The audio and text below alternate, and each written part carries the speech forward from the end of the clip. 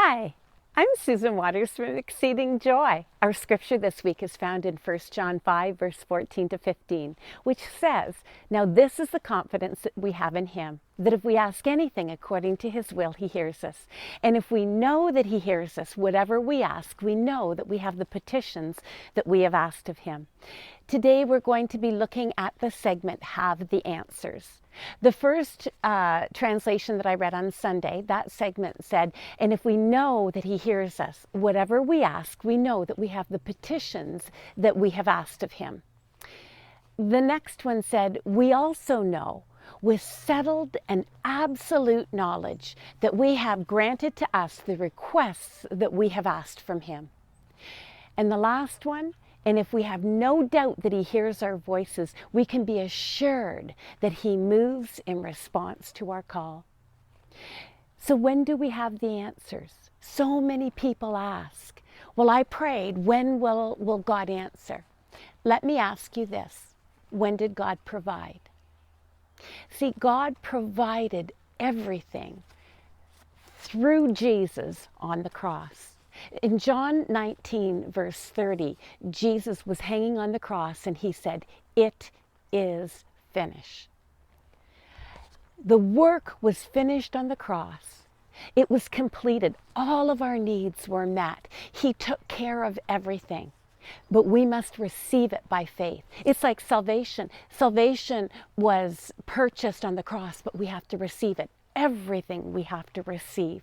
Hebrews 6, verse 11 to 12 says, "And we desire that each one of you show the same diligence to the full assurance of hope until the end, that you do not become sluggish, but imitate those who through faith and patience inherit the promises."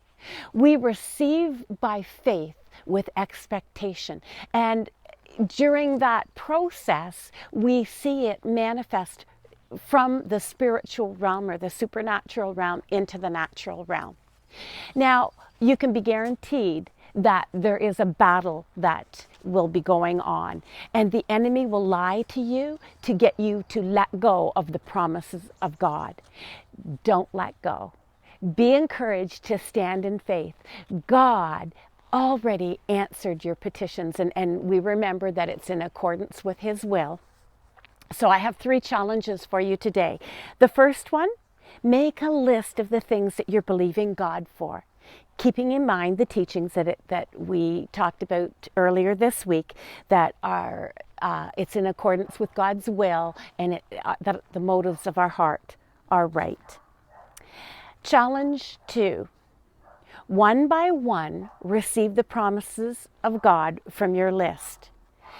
Maybe it's healing, maybe it's provision, maybe it's restoration of a relationship, perhaps it's salvation for someone.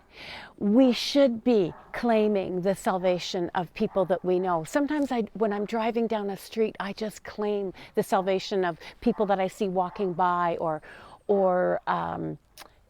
people living in the houses.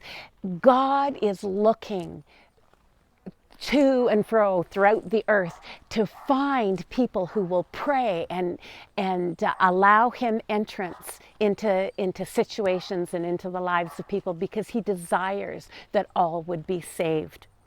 The third challenge is, from now on, every time you think about the things in your list, thank God for them.